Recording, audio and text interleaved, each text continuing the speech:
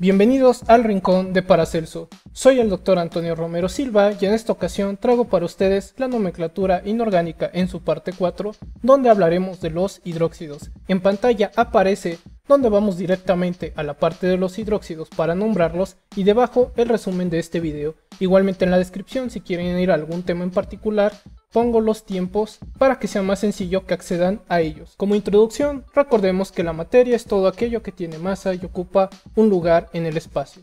La materia está hecha de bloques de construcción que conocemos como átomos. Estos átomos están hechos de partículas también, como son partículas negativas que son los electrones, partículas positivas que son los protones y partículas que no tienen carga que son los neutrones. Si nosotros en un átomo que veríamos su espacio en este color naranja, tendríamos que en el centro para un átomo de helio tendríamos un núcleo donde hay dos protones que son las partículas positivas, dos partículas sin carga que serían dos neutrones y tendríamos dos electrones que sienten atracción por la carga positiva de los protones.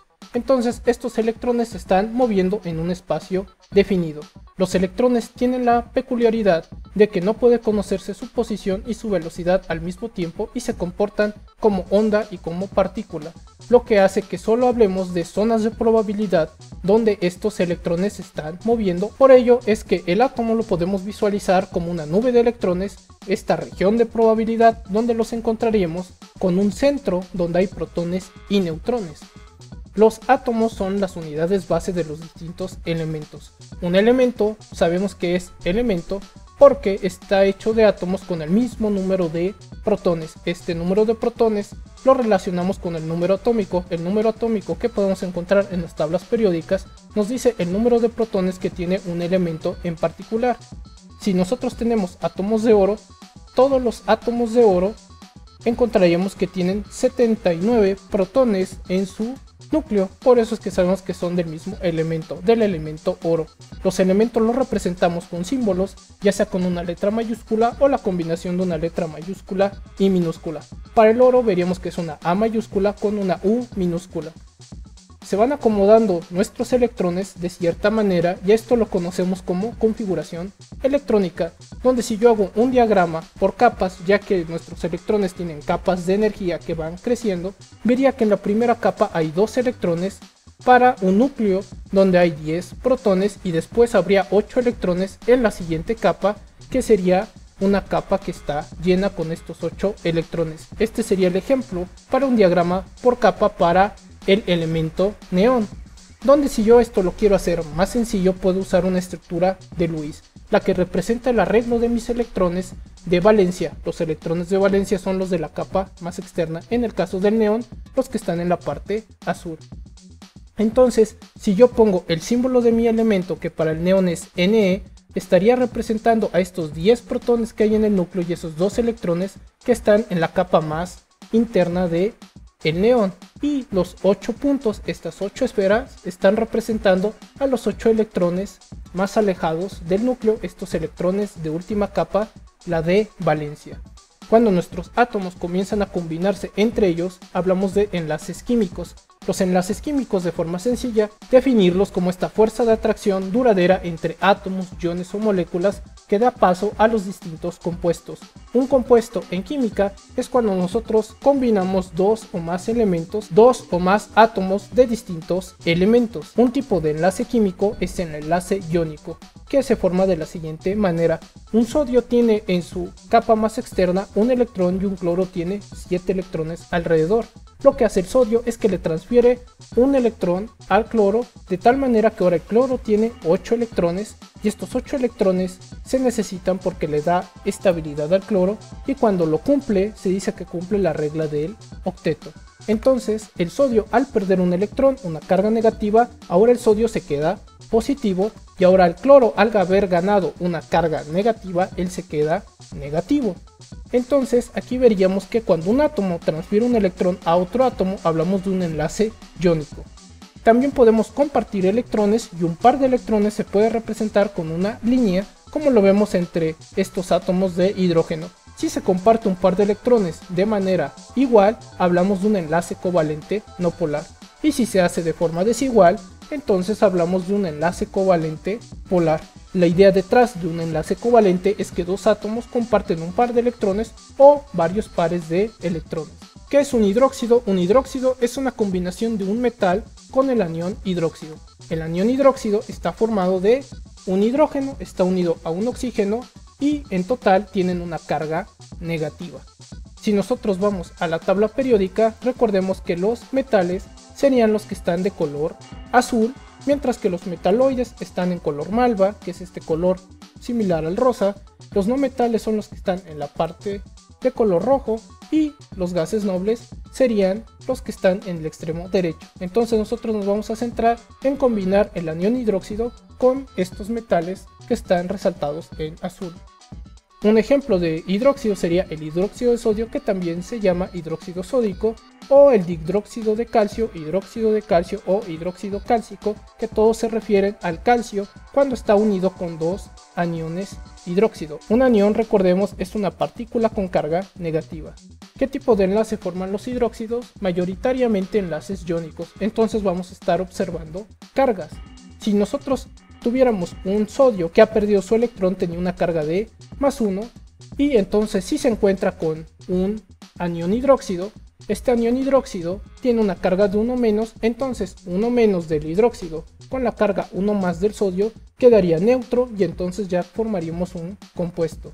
El anión hidróxido entonces balancea la carga positiva del ion sodio, donde observaríamos que entre el óxido y el hidrógeno para el anión hidróxido están compartiendo un par de electrones. Esto es interesante porque pueden encontrar que se pueden estar combinando los distintos enlaces, tanto enlaces iónicos como enlaces covalentes. La estructura cristalina que tiene el hidróxido de sodio es ortorrómbica y específicamente OS8, donde esta estructura cristalina nos habla de que el compuesto se empaqueta de manera muy cercana en una forma muy ordenada, y esto es nuestras estructuras cristalinas, mientras que para el hidróxido de calcio tendríamos esta estructura que es más hexagonal o específicamente es HP3. ¿Cómo se forman los hidróxidos? De la siguiente manera: nosotros tenemos un catión, es decir, una partícula positiva, por ejemplo del potasio, que perdió un electrón, y si se encuentra con un anión hidróxido, entonces se balancean sus cargas y se estabiliza el compuesto. Entonces el anión hidróxido o H- balancea la carga del ion potasio K+.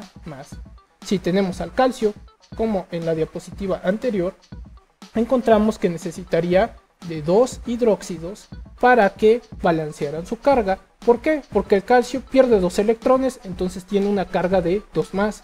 El hidróxido solo tiene una carga de 1-, por eso es que necesitamos dos hidróxidos para nivelar la carga del calcio. Ahora, si nosotros tenemos al aluminio que tiene una carga de 3+, necesitaríamos por lo tanto 3 hidróxidos, cada uno con una carga negativa para balancear la carga del aluminio 3+. Entonces los iones hidróxido balancean la carga del ion aluminio. Entonces, ¿cuántos hidróxidos habrá para cada metal? Va a ser el mismo número de los electrones que haya perdido el metal. Por ejemplo, si el aluminio perdió 3 electrones, necesita 3 hidróxidos. Si el calcio perdió 2 electrones, necesita 2 hidróxidos. Y si el potasio solo perdió un electrón, necesita un hidróxido. Para conocer el número de hidróxidos que tendría algún compuesto en particular, lo podemos hacer de una manera más sencilla, de esta forma. Si nosotros ponemos los números de oxidación para el potasio y para el hidróxido, veríamos que el potasio tiene un número de oxidación de +1. Estos números los pueden consultar en la tabla periódica. Entonces, si nosotros intercambiamos los números, nos dice la cantidad de potasios y la cantidad de hidróxidos que habría. Entonces yo tendría que por cada átomo de potasio yo tengo un hidróxido, que es lo que observamos a la izquierda. En el caso del calcio, yo estoy esperando que haya 2 hidróxidos por cada átomo de calcio, y esto es lo que sucede. Si yo intercambio los números, calcio tendría un valor de 1 y de hidróxidos tendría un valor de 2. Entonces la fórmula sería Ca y entre paréntesis pongo OH y debajo 2.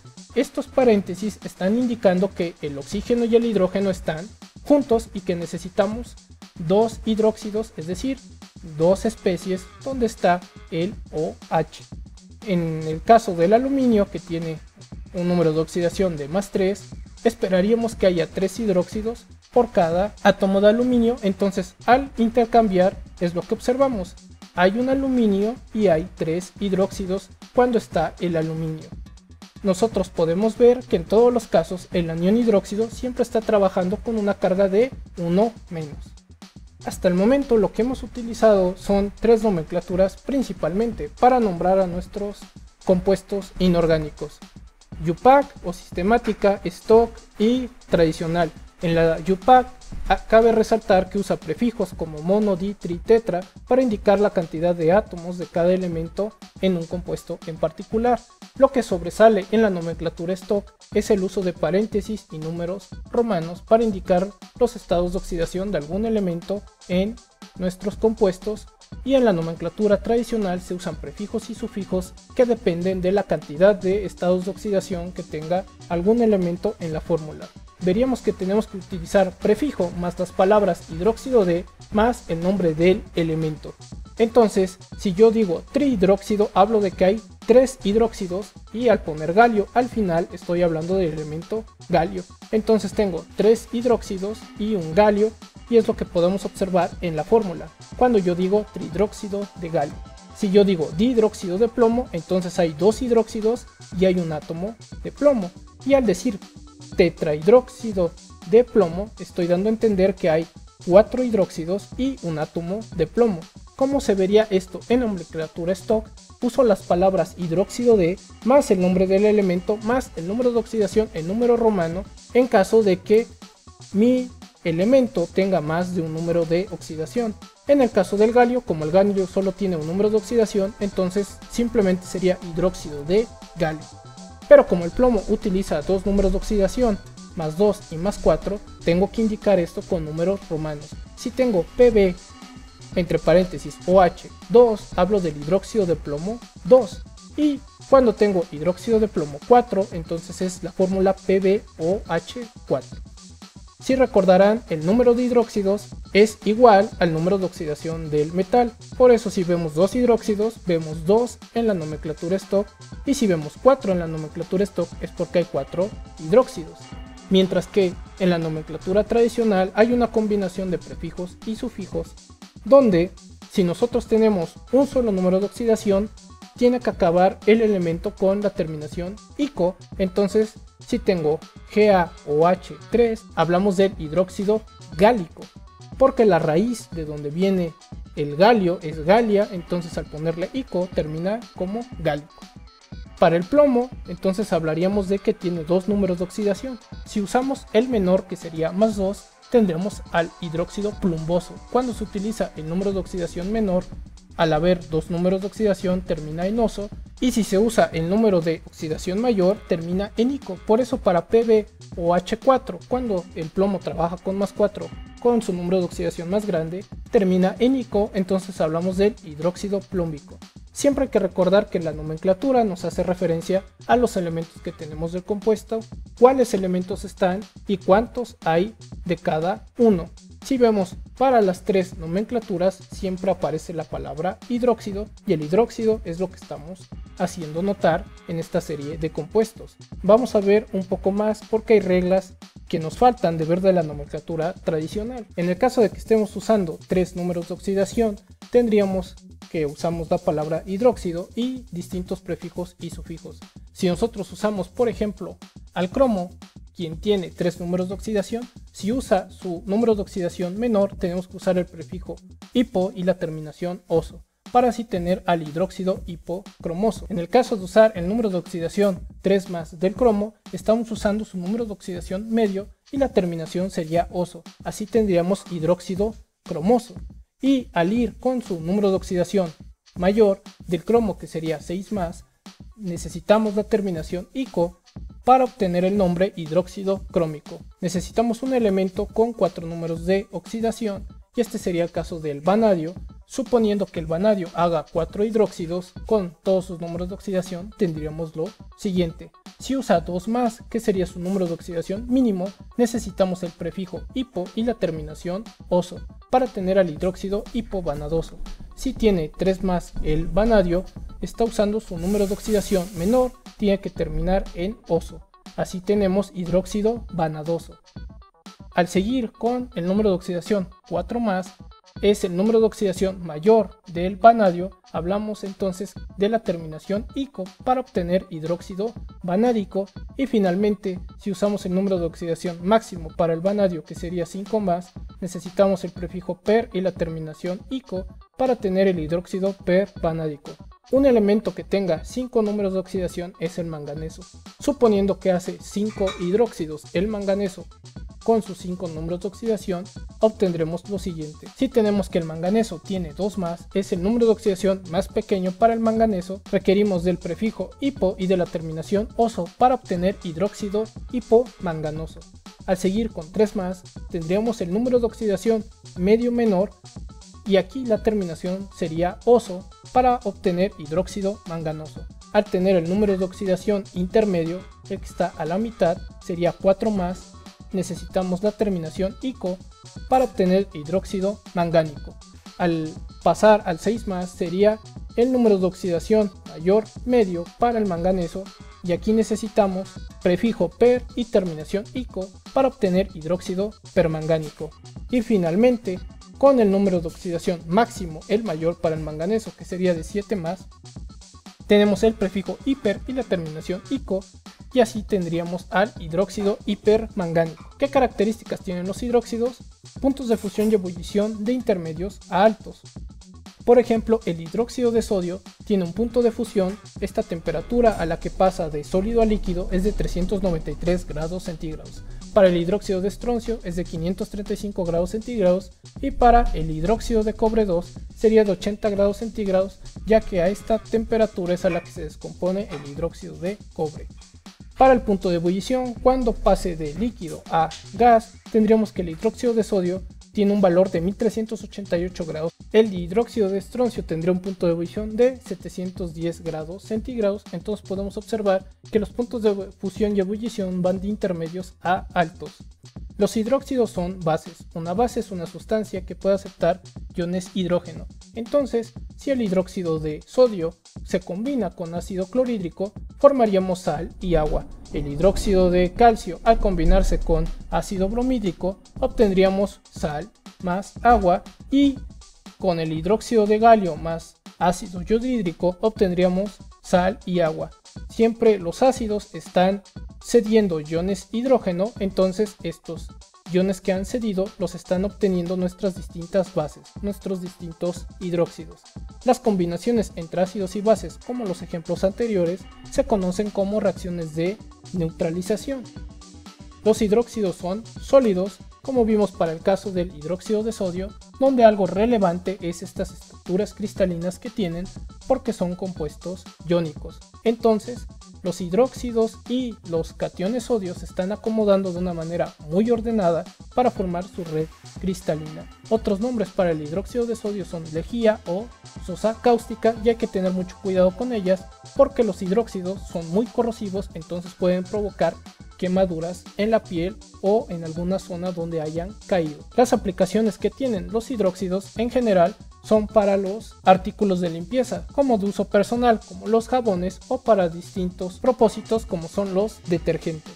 Los hidróxidos son la combinación de un metal con el anión hidróxido. Entonces, el anión hidróxido observamos que es un oxígeno que está enlazado con un hidrógeno, y entre los dos tienen una carga negativa. ¿Qué tipo de enlace forman estos hidróxidos? De tipo iónico, entonces estamos observando carga, transferencia de electrones de un átomo a otro átomo. Las tres nomenclaturas que hemos revisado son UPAC, stock y tradicional, donde la sistemática lo relevante que tiene es el hecho de que nos dice su nombre la cantidad de átomos que están involucrados en un compuesto. En el stock, la aparición de estos paréntesis con el número romano para mostrar el número de oxidación de algún elemento, y en la nomenclatura tradicional, esta combinación de prefijos y sufijos dependientes de los números de oxidación que tenga un elemento.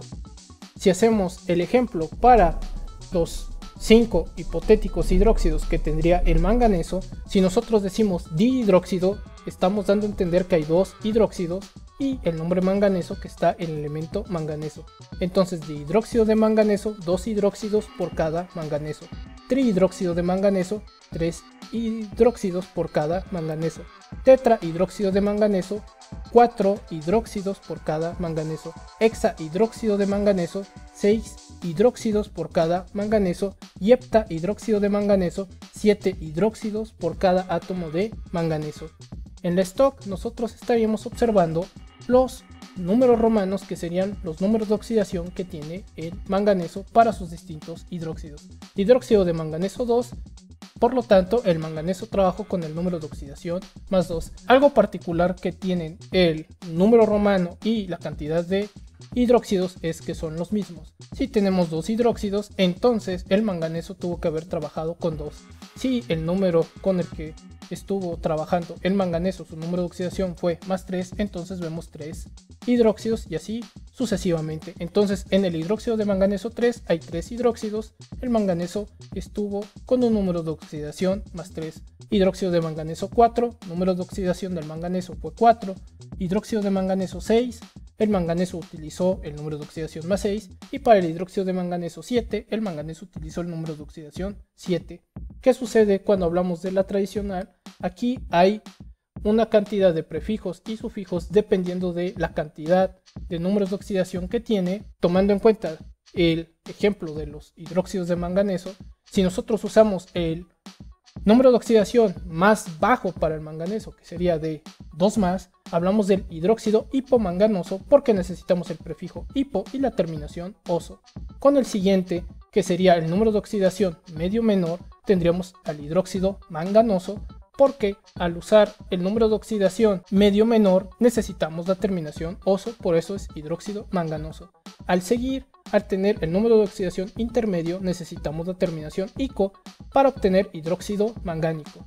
Al tener el número de oxidación medio mayor necesitamos el prefijo per y la terminación ico para obtener el nombre hidróxido permangánico, y finalmente si utilizamos el número de oxidación más alto del manganeso, que sería más 7, necesitamos el prefijo hiper y la terminación ico, lo que nos da el nombre hidróxido hipermangánico. Esto sería todo para la parte de nombrar a los hidróxidos.